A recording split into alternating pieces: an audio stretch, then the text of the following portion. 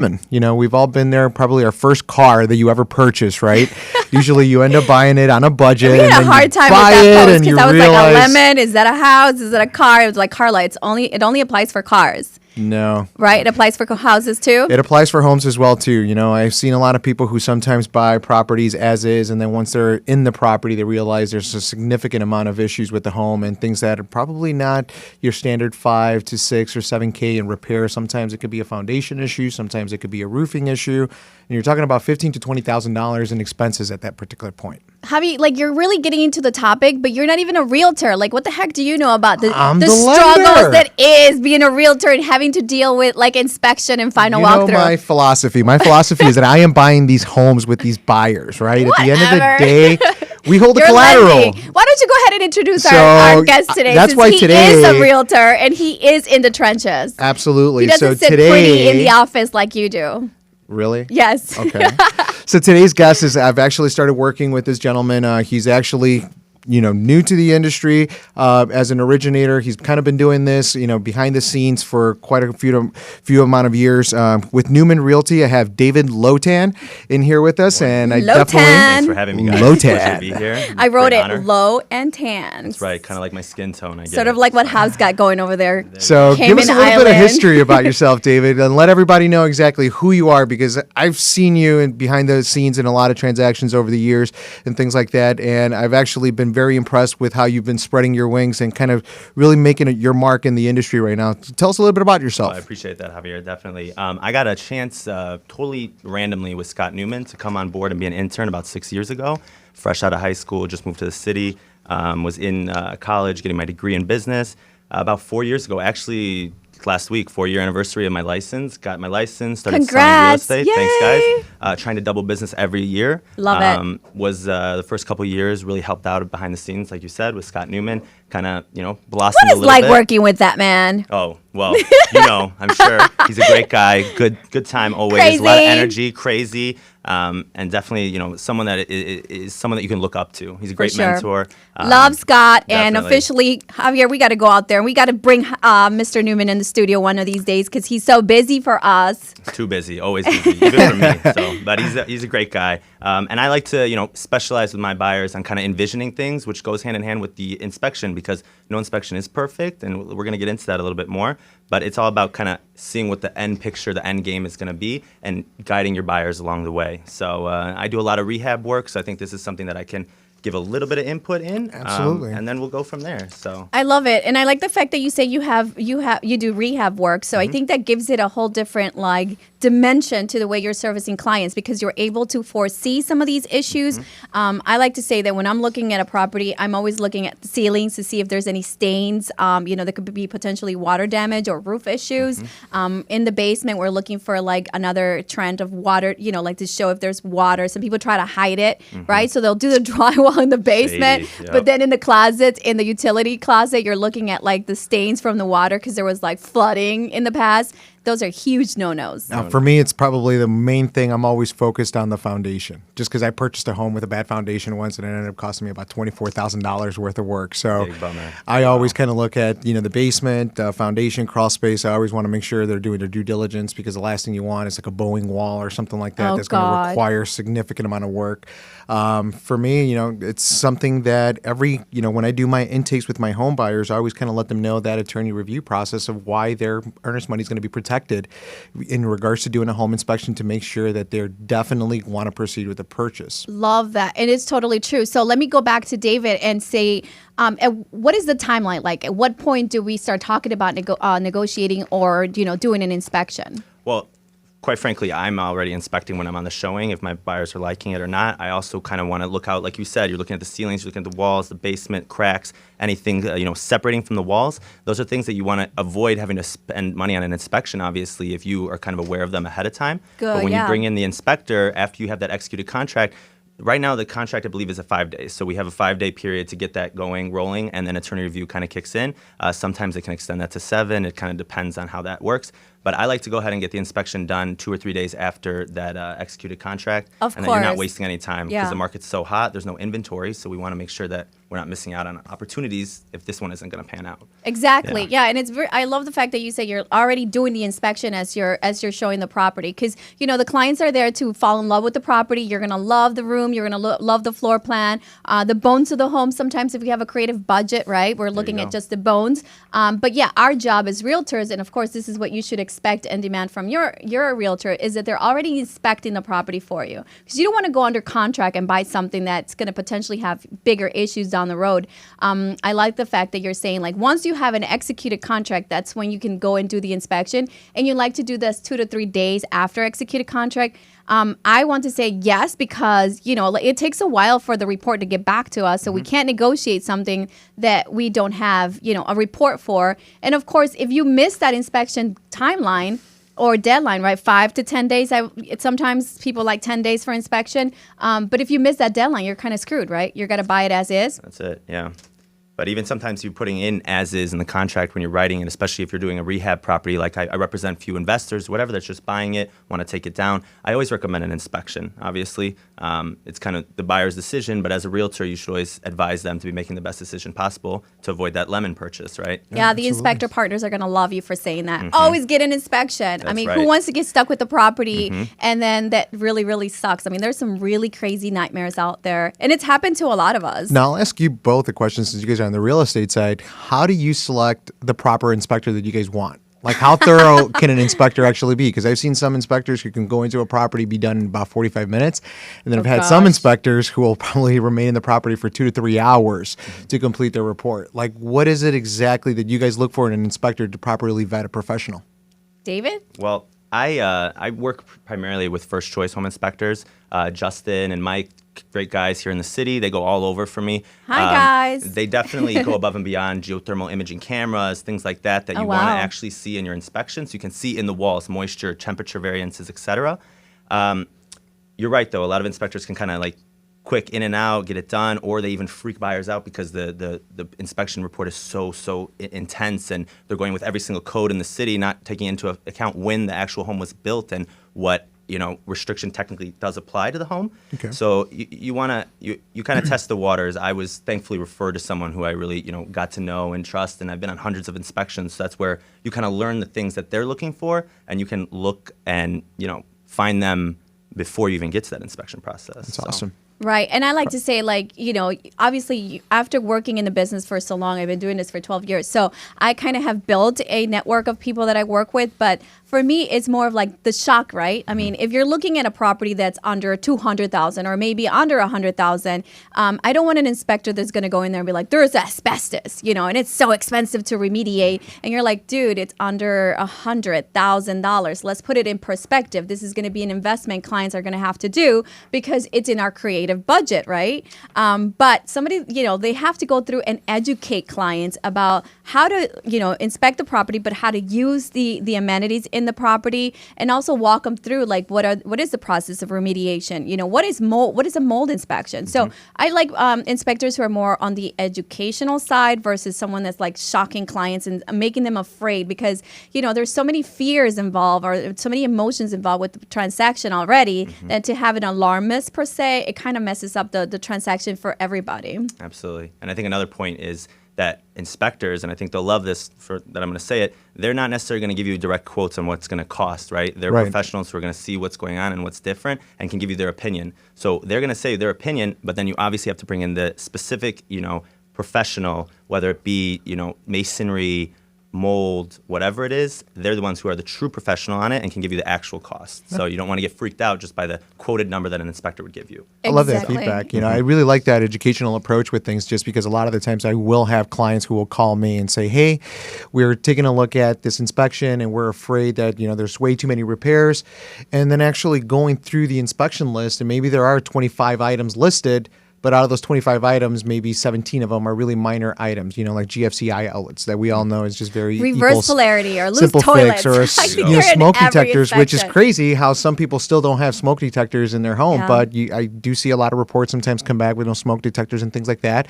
So I think the educational process is very important to kind of set the proper expectations with that home buyer, because like you said, sometimes there's a lot of people who do have cold feet in regards to the home purchase, and sometimes they're looking for a reason not to make the home purchase as opposed to completing it. And if I could chime in one more time, what you just said, the cheapest investment in your home is going to be your fire detector and your carbon monoxide detector, okay? And one thing to note, they are not sold yellow, okay? So if your fire detector or whatever smoke detector is yellow in the David home, is taking it down to like inspect. It's time to replace. There you go. So they are sold white, love it. and they change color when they are no longer in complete functioning order. Right. So check your smoke detectors, do your batteries every 6 months, and you'll be good. If you learned anything today's show, it's just like inspecting the detectors. But listen, give us one of your like nightmare stories, like insane like inspection. We missed something. Nightmare stories. Want to use nightmare? I like nightmare stories. You're talking about inspections. It could get really nightmarish You're pretty right soon. about that. What do you got, David? Well, like I said, I do a lot of the kind of rehab investor stuff, so I've seen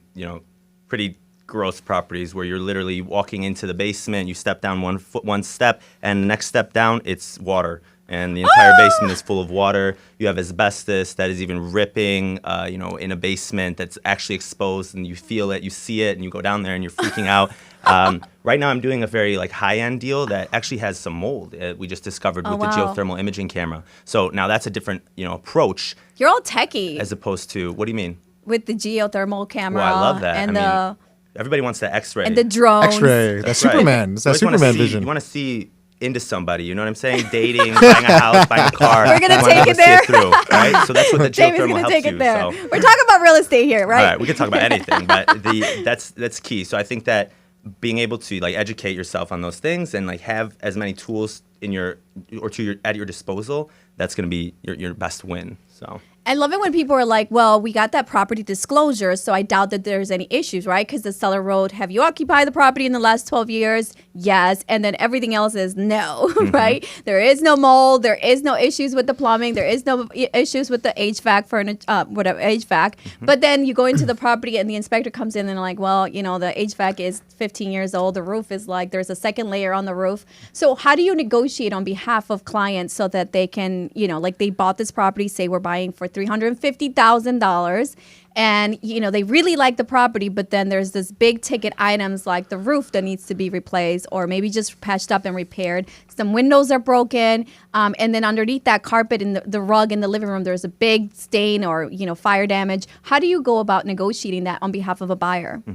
Well, obviously the disclosure, like you mentioned, that's to the sellers the best of their knowledge, right? And I'm not calling sellers liars. I'm not calling them anything, but all sellers think that they have the best thing. It's even my house, I think, is the best home. No one's gonna beat it. But it's your responsibility, your due diligence is what we call it, to make sure that those items actually check off. What I do like to do is see as much as I can ahead of time. So I know what to look for in a furnace. You can also look and see the servicing, see when it was serviced last, to see if they're keeping up with that, because they always put the sticker on, see when it was built. You can come on. My sticker fell off, so. Oh, well. Really? Or did we take the sticker off to make sure, we're not going to disclose that? Are you questioning my integrity, Javi? I'm with you, Javi. Oh, wow. You're on my side. There's a thing here going on. There's always lenders versus realtors. That's Come on, I need you on this side. You're right, so what do you do when you got other tenants in the property? What do you mean when you have other So tenants? I remember I had a client one time, he called me, he's like, Javi, they got the inspection and in the crawl space there's snakes. What? Yeah, what do you... Where, in Chicago? In Chicago. It was over, I believe it was Northwest Chicagoland area. I believe it was Edison Park. I don't sell It properties was with a snakes crawl in them. space and they had snakes in the crawl space. I would have excused myself from the transaction at the time. Wait, so was it a tenant? That's what I said. A tenant was buying... No, that's what I mean. The snakes were the tenants in the property. He's trying to be funny. I totally lost it. Totally went Where's over my her head coffee? on that I one. need coffee this morning, Sarah. Anyway, thanks, Javi. I'm totally thrown off. But Okay, going back to the process. So the report, obviously, we have to do our due diligence, and then you negotiate. So how do you go about like determining what the costs associated with the repairs, and who negotiates that? Is that the attorney or the realtor that goes and fights for you? Well, it depends on your realtor. Some realtors will say, hey, my hands are up in the air. Now it's the attorney is going to do it in review. That's part of the process. But I think it's important to be a full-service realtor like yourself and myself, and you are involved in every step of the transaction. You're going and getting quotes if your clients need a mold remediation done. You're the one meeting them on the property, getting that quote before you are giving the attorney review letter. So you have a number in your mind. Something that I like to pride myself on is I work with multiple contractors. I've done many flips, so I kind of have a ballpark figure. The easiest thing that I like to recommend to my clients is have a credit issued. Okay, if you're going to issue a credit in lieu of repairs, then you know who's going to be doing it. You can trust that it's done correctly and it's done as best as it could. Who should you guys check in with about those credits, by the way? What are you talking about? I know what are you setting me talking up about? for something else. Yeah, I know. I love how my real estate agents, they are very creative with resolving these issues and these credits. But who should know about what these credits are going to be at closing if there's going to be some form of financing? You always get a quote from a contractor and you confirm it with your attorney. And your attorney? Okay. Why? And who else? Who's financing the home? Who cares? Who's funding Why home? does it matter what the lender Check knows with your about? lender, everyone. Check with your lender. Why? Because sometimes some repair escrows are not allowed to be done after closing. Some repair escrows have to be completed prior to closing. Depending on the occupation of the property in itself and the purchase, if it's going to be owner occupied, the property can have any form of safety hazard issues for an owner occupied residence. So there are repair escrows where we can sometimes put money aside for, a roof repair, but a foundation issue or something like that, you cannot get as creative with that just because it could be substantial structural damage and you won't really know until the work begins. So they can't buy that property? So you have to make sure to check in with your lender. Being he key. always seeks validation. Yes, we always need the lender because they have the money, they control the transaction, blah, blah, blah. At the end of the day, we're going to be funding that loan. So we want to make sure that person who's purchasing the home is putting themselves in the best position. The last thing they want us to do is for them to maybe take a $15,000 credit for something that is actually going to turn out to be a $35,000 cure. You've confused me now. Right. Okay, so let's go back a little bit. So if we're buying throwing something, that out there. I know, but let me go back because I'm a little slow this morning. So if you go and structure a deal where somebody is getting closing cost credits, right? So we're buying something for $200,000 and then we're getting, like $6,000 back for closing cost. Then I go back and do a home inspection and there's another $6,000 of repairs that are needed. And yes, I've called my contractor. And yes, my contractor has assured me that that's how much it's going to cost to make those repairs. So are you saying I'm not allowed to take that credit, or how do we structure that? In certain cases, we have to take a look what that credit is. Right? Because a lot of the times we say that it's a credit, but we all know conventional, FHA, VA, they all have seller closing cost credits that cannot be exceeded. Yes, I'm getting $6,000 for that to cover my my closing costs. So we just got to make sure that we're not exceeding the credit limits, the credit limitations, because we all know what happens. If we can't use a credit, it's going to go back to the seller. Like, how much is that? It depends on the transaction. If you're looking at an FHA deal, you can look at 6% closing cost credits. If you're looking at a conventional deal, it could be 3% closing cost credits cap. So it really varies on the loan product that they might be taking. If they're taking private portfolio money, there might not be a cap credit. So it doesn't matter. Like that, right? But it just all really depends on what they're doing. These lenders That's such right. joy kills. We're just trying. I just negotiated a $6,000 repair credit. I'm giving myself kudos, and you're telling me we can't accept that? It's a possibility that we might not be able to accept it. Only So $3,000. we do a repair escrow in certain cases. Especially like here in Chicago, we have the wintertime. So we know that there are certain repairs that probably won't be completed during that wintertime. We might have to wait until the spring. You can't even test your AC compressor. So we could do a repair escrow credit for that. But let's say there's a big hole in the roof and now it's going to be leaking all winter long. It could possibly be mold remediation that you're going to need after the fact until you wait till spring. That's not something that a lender is going to want to go ahead and sign off on and say, okay, we'll wait until the springtime to figure out exactly what the damage is going to be. So can you put that in escrow? Like post-close? No. Again, you can't even get creative with these lenders because, so we want to get if you're going to have an investment buyer, if you have an investment buyer, fix it, right, David? So Yeah. if you have an investment buyer, you can do that, right? Because you have someone who's purchasing as an investment, they're putting over 25% down. They know what kind of a risk they're taking. They're going to do some form of rehab. That's a completely different situation. But to kind of set that precedent with someone who's going to own or occupy a residence, it's a little bit different.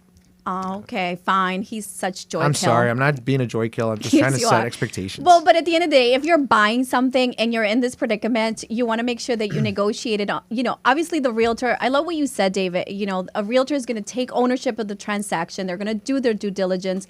And I like that you made that advice because some agents do leave it up to the attorneys to negotiate. But let's face it, attorneys are getting paid anywhere between $500 and $600. Not that should determine the level of service they give our clients, but they're busy. They're taking volume transactions. They're servicing 70 buyers at a time. So we have the time to contact the other realtor and negotiate it before it gets to the hands of the attorney and then get you a better deal that way because we've already built that relationship with the other realtor. And we've been in the property. We've seen it. We have We've the smelled proof. the We mold. know it. The attorneys are just chilling in their offices, getting it done, making sure title's clear, etc.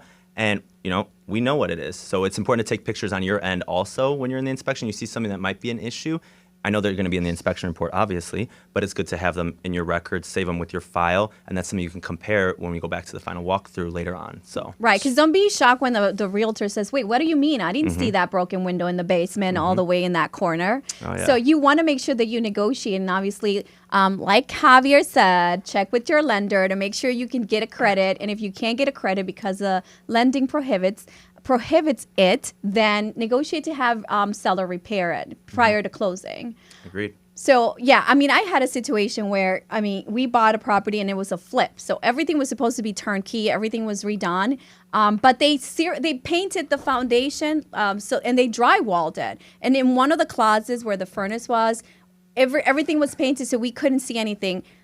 10 days after clients bought the property, there was water in the basement. So, how do you avoid that? It's just insane. Like you said, you have to do your due diligence and you have to work with an inspector that's going to be able to catch it. But sometimes some things, they're so hard. Like a mold in the attic you can find, right? You can see that.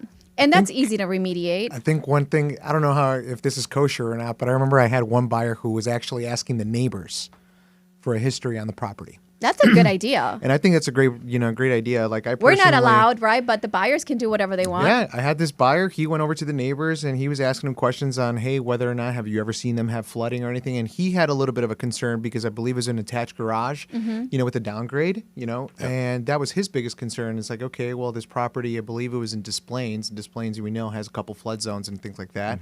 But when they signed the contract, they stated that there was never been any floods or anything like that. Asking the neighbors, they're like, yeah, this whole block floods, at least once or twice a year. It's just because it's in a floodplain, right? So well, that we can find out if it's in a flood zone. Well, right. But like in a lot of cases, you could be in a flood zone and not have any flood issues because That's you have true. the proper sump pump, you have proper setup in your home to make sure to avoid those kind of circumstances. But in certain cases, you do have people where they're going to slide inside caution and say no on the disclosure. And, I had this specific buyer who decided to ask the neighbors and got the information that he needed and actually pulled out a contract because of that. Yeah. And we can always advise our buyers that, that things are in public record. So, like in 2007, historic floods back in my hometown, and a lot of houses had some damage, whatever. There was coverage in the Daily Chronicle, the small town newspaper that actually made it on ABC News that they were filming. These are things that are in the archives that you can see. Right. You're not necessarily as You're a realtor going allowed stalker to. mode now. Right.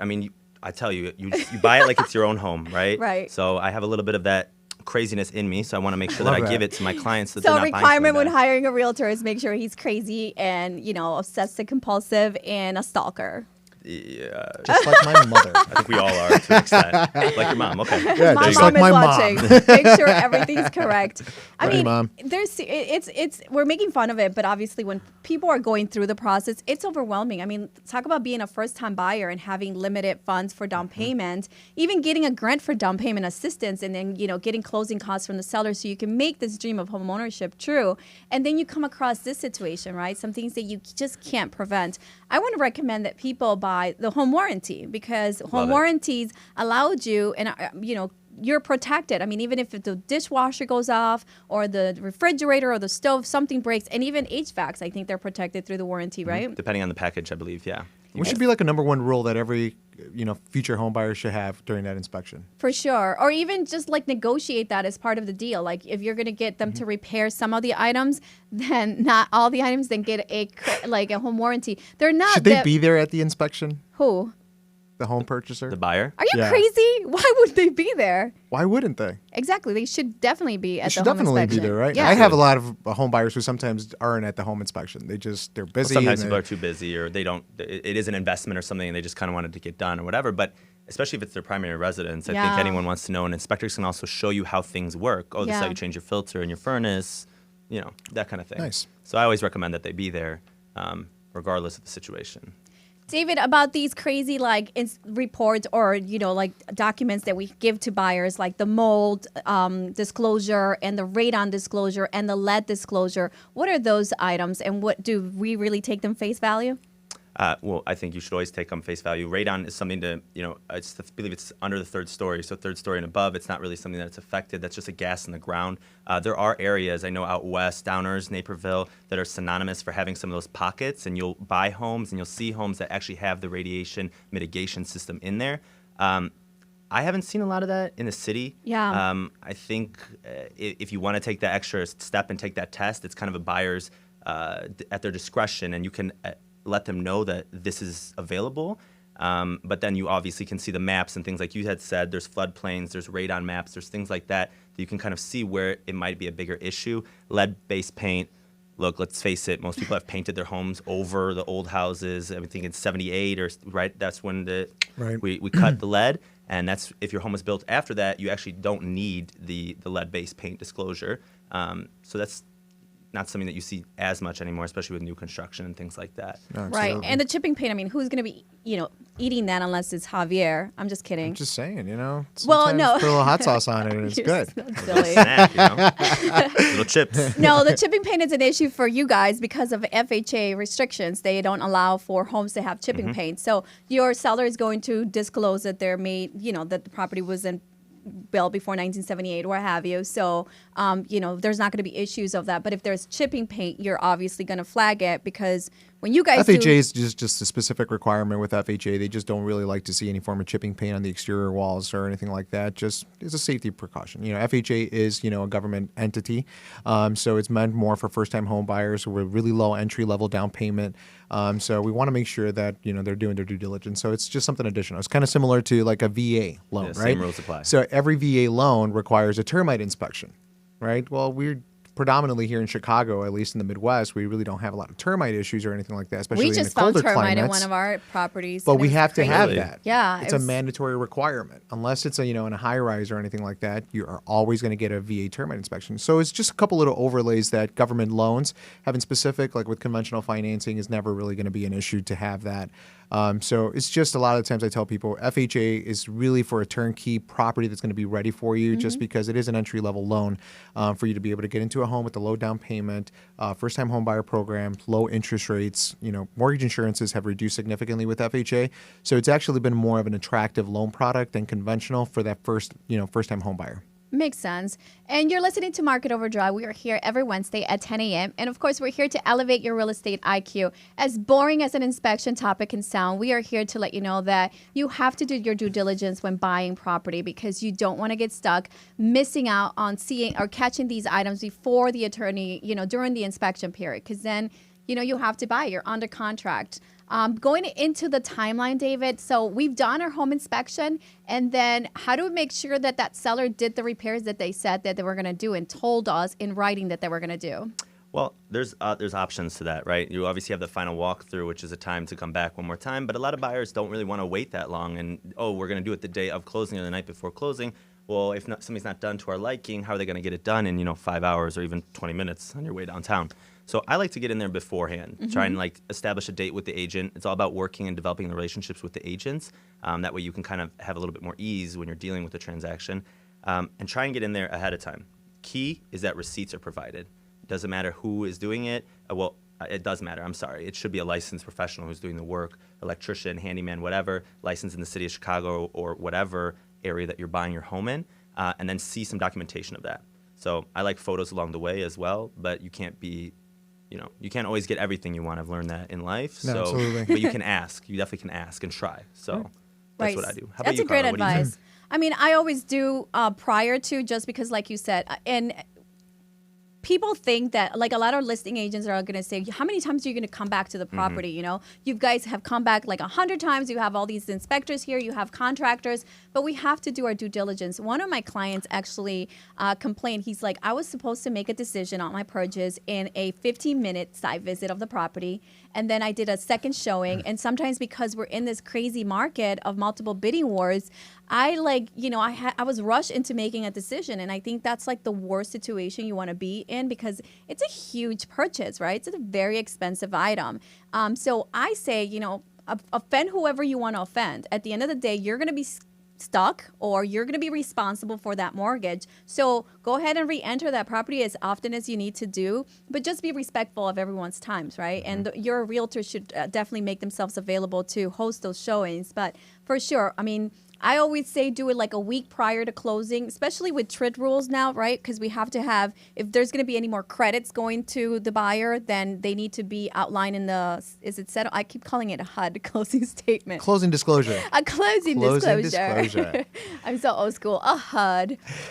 I think that in certain cases, I usually prefer for everything to be done up front. A lot of the times, some of those repairs are going to be appraisal contingency repairs, so we're not going to get our clear to close until those repairs are completed. Other times, what I usually tell clients is to always try to go into the property, at least 2 days prior to closing if possible, because a lot of times I'm at the closing table. They did the final walkthrough. Wait, and you then all of actually a go sudden, to closings? Yeah, I go to my closings. Does he go to your closings, David? If I can go to closings, I'm going to attend my closings. And a lot of the times, usually the conversation is, hey, Javier, we did the final walkthrough, and there was a hole on a wall that wasn't there when we initially viewed the property, or some other issue, and now all of a sudden they're negotiating additional credits at the time of closing, and we all know that we have to make sure that we're following all lending guidelines and everything else. So I usually tell clients, try to get into the property at least 48 hours prior to your closing.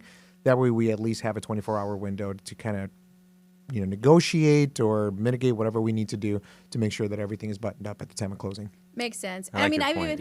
I even had situations where, like, a property was tenant occupied and the tenant took the refrigerator and stove, and the client had forgotten that they actually belonged to the tenant. And so they're selling this property on the contract. It says it comes with a stove and refrigerator, but now it's gone. So then you have to rush, right? Go to your Home Depot website. I remember that closing. Shush. And you have to negotiate, like, okay, how much is it going to cost to repair or replace this appliance? So you have to give yourself enough time for your attorney to go and negotiate on your behalf, like a credit at that point. But those are like real estate is never perfect. There's always going to be ups and downs. And that's why I asked you, like, what is your nightmare story? Because we've all had them, right? Yeah.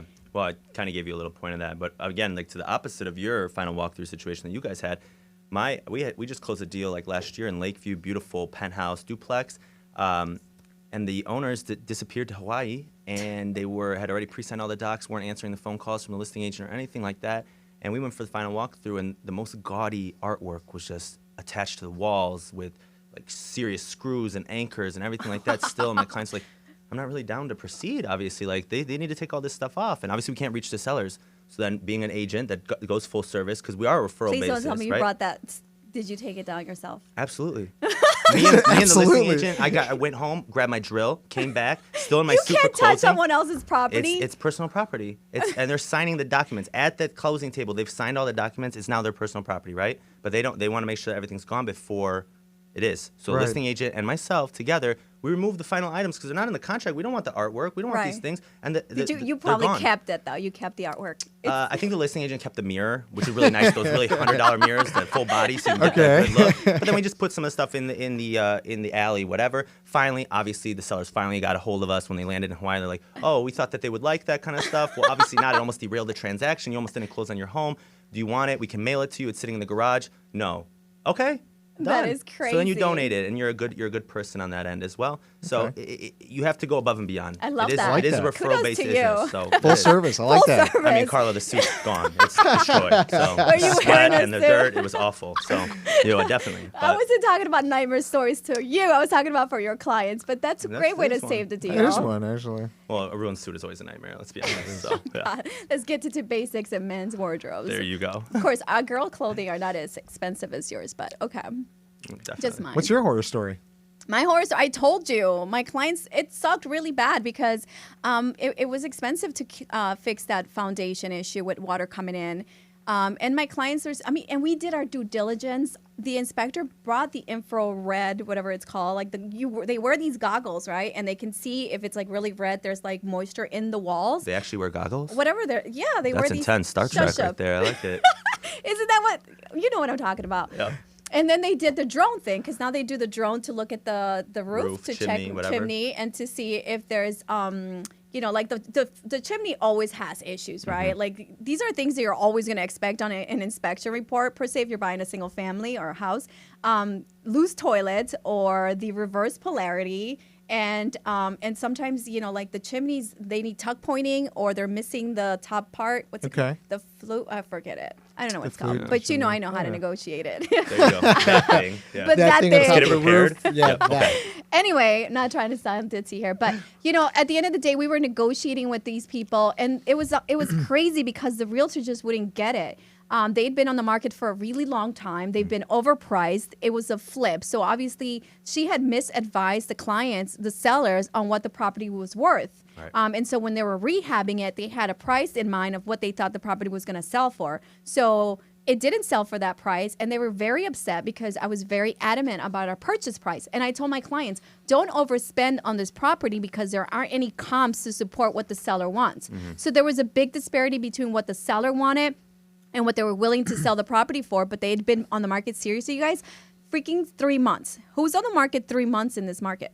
I don't know. Right? Greedy Unless people. In this that- market. overpriced right, listings. exactly. There you go. Overpriced listings. That's right. And so when listings. it came down to repairs, they were like, no, we're not doing that. No, we're not doing that. And my client really, really wanted it. But I was like, Tony, you can't, we have to stop and look at it and just, think, what are the issues? But that issue with the water never showed up in the inspection. And so, it just sucks because sometimes you're trying to do your due Sometimes diligence. it's just bad luck. It's like, something just happens. Like I remember a couple years ago, we had those really heavy storms and things like that. Well, that's the best time to go inspect a property, Right right? after Yeah, fresh rain. right after If rainfall the seller starts and everything canceling that else. inspection, they're Yeah. like, oh, You can we know, there's a red reschedule? flag, yep. Then something's up. Absolutely. I actually had a situation one time with one of my buyers who called me. He was like, what do we do? They actually, believe it was a city of Bellwood. It was a property that had just been rehabbed. And I guess to pass the village inspection, the person who did the rehab didn't get a certain permit. So they literally had to cut a hole in the drywall for the plumbing and everything in order for the city of Bellwood to actually pass inspection because they never got their permit. So they never actually did their due diligence with checking the piping and everything else. That's insane. So during their final walkthrough, they're walking through the home. They're like, Javier, there's a huge hole in the basement now with the drywall with exposed pipes.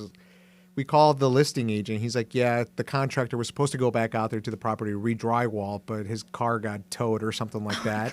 And so now they were behind. So it's like literally they're running the gun. Our buyer was like, I want to postpone closing until everything gets completed and do another final walkthrough. So, ended up pushing the closing out a little bit. They had rate lock implications as well, too. So I was kind of sweating it out.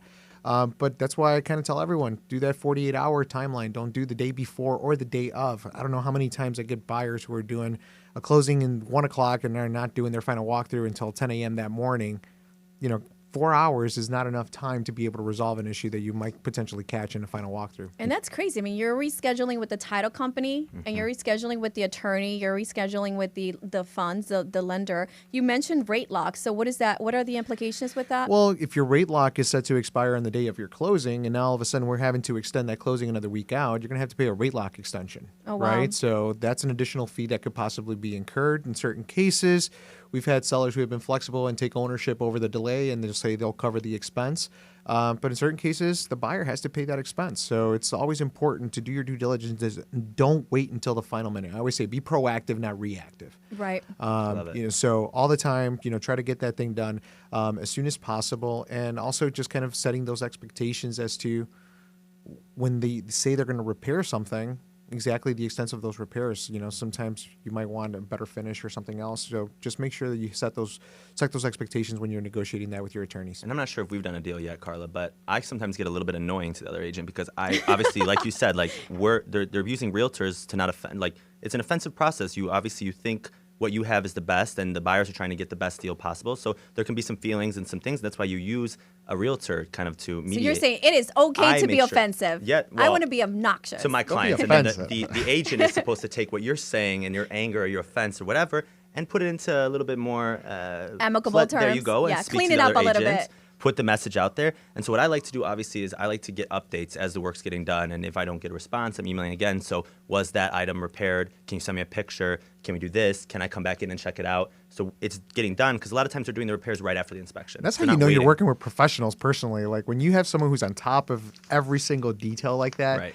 you know you're going to be able to get that transaction closed. At the end of the day, though, we don't get paid until the deal closes. Nobody gets paid. Our clients don't get what they want until the deal closes. And anything that you can do along that process to make sure that that isn't delayed or doesn't, there isn't a hiccup, that's just a plus. That's just what your job is. That's what you need to do. So and that's what Market Overdrive is all about. It's about setting up, like guidelines. So like, what are your what should you expect from your professionals? These are all things that obviously you're a top producer, David, and you've been doing this for a while, so you understand the ins and outs. But missing out on one of these steps can mean a lot of money for our clients. So Absolutely. again, we're being funny about like annoying other realtors, but at the end of the day, we're representing our clients like if it was our own purchase. And that's something I tell my buyers, my clients, like, I'm going to buy this property. I'm going to negotiate it on your behalf as if I was buying it. If it isn't a good investment for me, I'm going to recommend that we step away and we just, cancel contract. Yep. Because while you're in that attorney review period or that inspection period, your earnest deposit, you can get your earnest deposit back because you're still not in like a solid contract per se.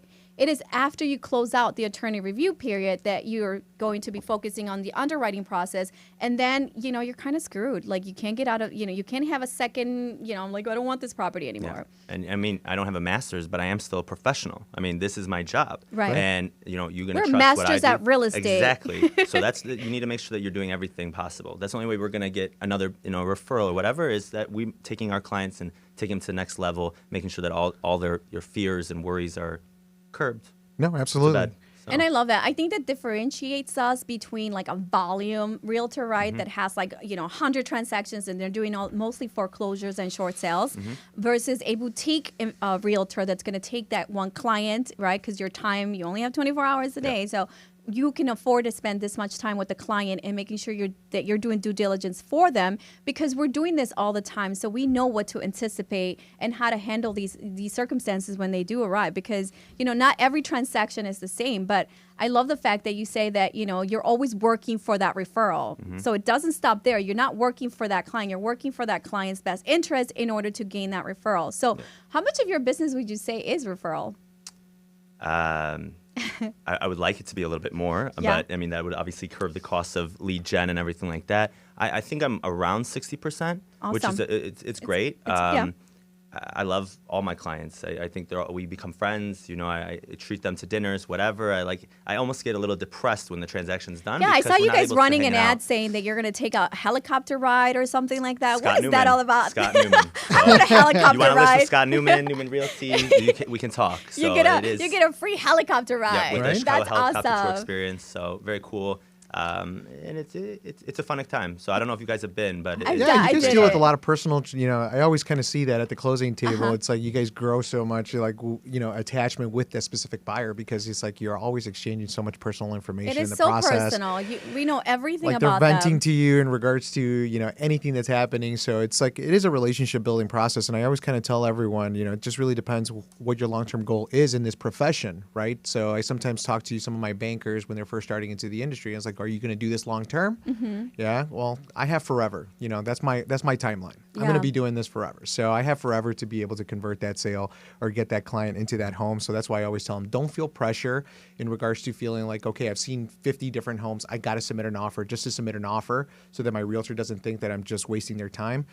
You have to be sure that you want to purchase a home.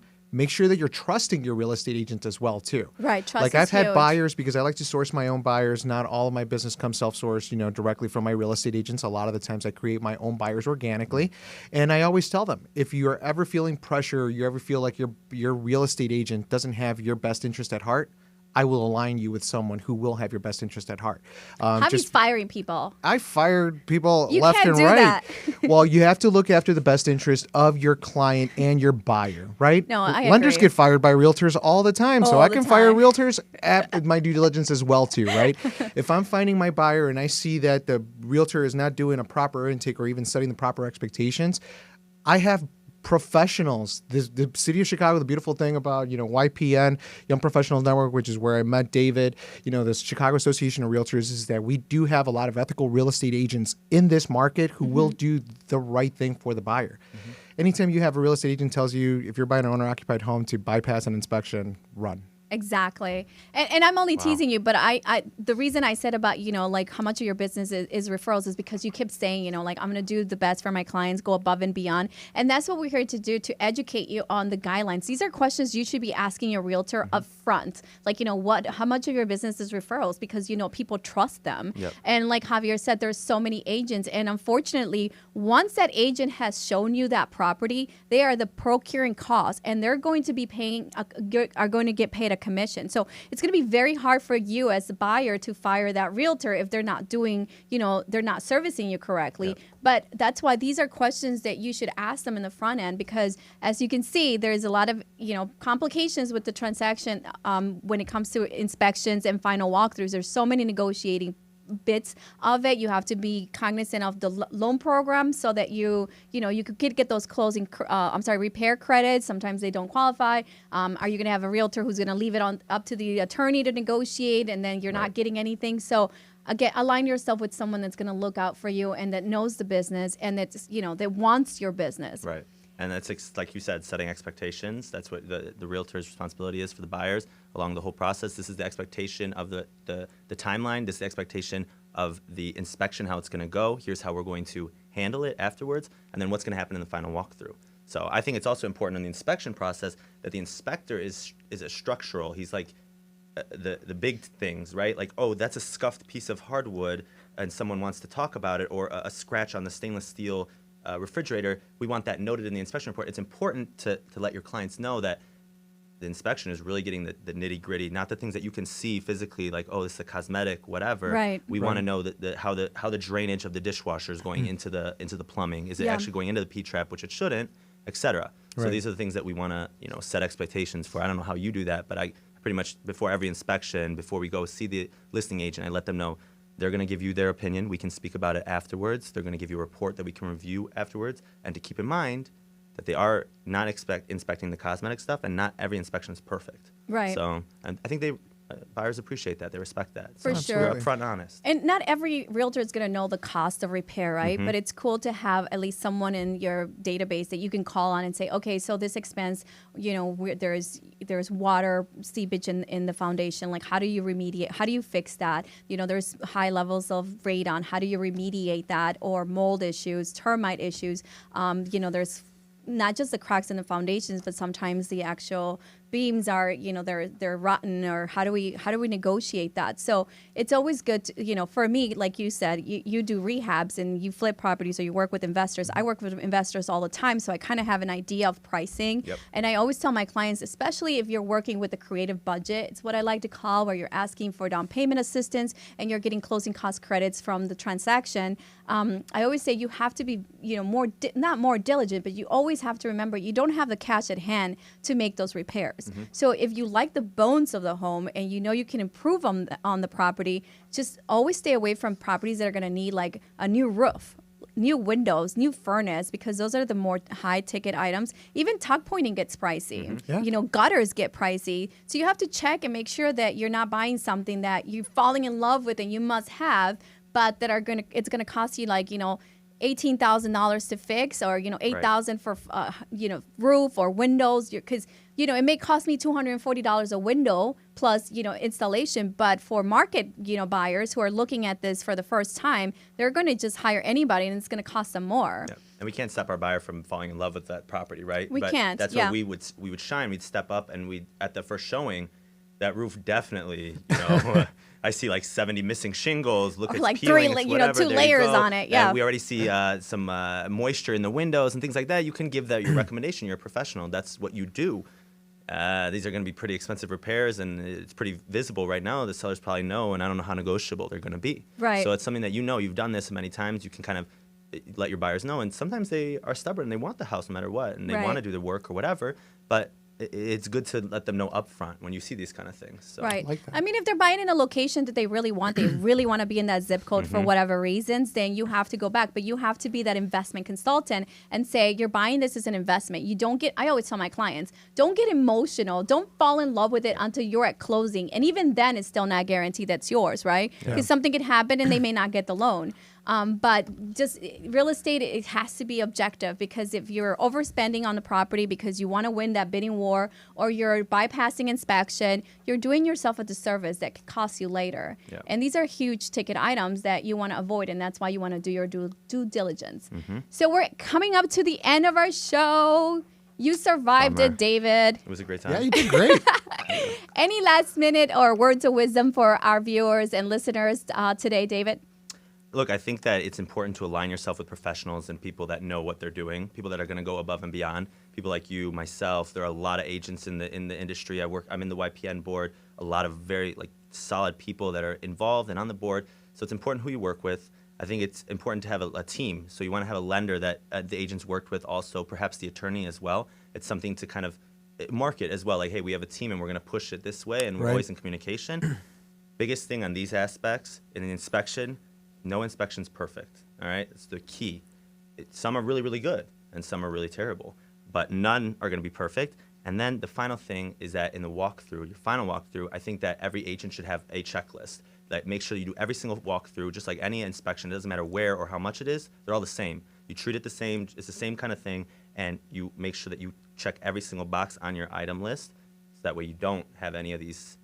You can go back on and not have any of these hiccups at closing or after closing, that you can kind of defend and stand up for your clients. So Like it. yeah. Love it. I think it's very important. Yeah, because some people they'll negotiate. They have this big inspection report. They'll negotiate on it, and then at final walk, they're just looking to make sure that everything is fine, and they forget to list. Yep. You want to make sure that you stop for a minute. Everybody's super excited, right? We're going to closing. They just told me how much I need to bring to closing, and you're very scared. But this is the last opportunity that you're going to get to walk through this property before it becomes your responsibility. So you want to go through that list and make sure that all the items that were negotiated were actually repaired. Flush those toilets, turn on those faucets, make sure it all works. So. Make sure that you need to, that the appliances are still there. Yep. That seriously, crazy things happen. One time, one of my clients, I was representing the seller, and they took the freaking washer and dryer and replaced it with a less expensive appliance. I was like, you're kidding me, right? And I was like, wait a minute. Even I thought about it twice. I'm like, no, those were the appliances that it was $1 million house. You're like, come on. They're like, that's not the appliance that we bought these on Craigslist 2 days ago. And then my client finally your called me. washer She's and like, dryer. I really love those appliances. Tim And you're had gonna just need bought them quarters for for 'em as me. well, too. And I just wanted to keep them. Like, you can't do that. You can't do that. And obviously, I'm just like, what the heck is happening? But you have to do your due diligence, because seriously, real estate is a sitcom. That's right. That's why we're in it. Every day, you can never know what's happening. Exactly. So it's like one Crazy. big TV show. So I love it. Literally. David, thank you so much for being a part of our show. Thanks for You're inviting more me, than guys. welcome to come back and I'd love share to. your insights and what's going on. I love the fact that you're on YPN. Kudos. Yes. Love you guys. we had a YPN breakfast this morning. So any listeners, we do it at that last Wednesday of every month, and you should Okay. come out. Javier, we'll see you there next night, right? Okay. Next Good. Wednesday. Absolutely. Elevate your real estate IQ at the There YPN you go. breakfast. So, David, where can people get a hold of you if they wanted to get in touch with you in regards to a real estate consultation? They can check me out at newmanknowschicago.com. They can email me, David at Newman Realty Illinois. Really easy, pretty long, I get it. And my cell phone is always ringing. Instagram, Facebook, it's all connected. So we'd love to reach out, talk to you guys, and help you with your home purchase and your American dream, if you will. There So, you go. Love I it. like that. Every You use the American helicopter ride. dream. That's right. I'm not the only one using For the a whole listing, American for a dream thing. You listing. see, There they you always go. tell me like, "Oh, Javi, you're running for office or something." That's right. Oh my God. So do you want to do the closeout? Well, thank you guys for listening in. Obviously, we gave a lot of tips and a lot of advice. I definitely stick to my guns in regards to always get a home inspection, regardless of if you're purchasing as an investment or owner occupancy. Always make sure a professional is doing their due diligence and reviewing the property in detail to make sure that you don't get stuck with an investment that is going to cost you more money than you actually expected. My NMLS is 217343, and you guys can reach me at closemyloan@thefederalsavingsbank.com. This is Javier Garcia with the Federal Savings Bank. fellow co-host MODSquatter, and go ahead and hand off to our beautiful host, Carla Mina. Oh, did he just call me beautiful? That's Yeah, awesome. we're Thank sharing you. some love today. Share some love. Anyway, Carla Mina, residential real estate broker with Coldwell Banker. And you can find Market Overdrive at marketoverdrive.com. We have this really cool feature on our website now. It's called Reaction. And you're able to interact with us and kind of check out and let us know how we're doing. We love to hear from you. And if you have any questions, feel free to email us at info@marketoverdrive.com. We're also on Instagram and Facebook, and we do go Facebook Live. And now, thanks to Elements of Media, we're going YouTube Live because DZ, hey DZ, Easy. does a great job at hooking it up. So tune in next week. Lucero, what are we talking about next Wednesday? Do we have the topic yet? Oh, Javier, going back to you. Do we have a topic? We will tune back in on that. All right. I love it. Anyway, more production to come, but we will have a great topic, I'm sure. Every Wednesday at 10 a.m., we're here to elevate your real estate IQ. So make sure to follow us. And again, email us at info@marketoverdrive.com. Have an amazing rest of the week. Ciao.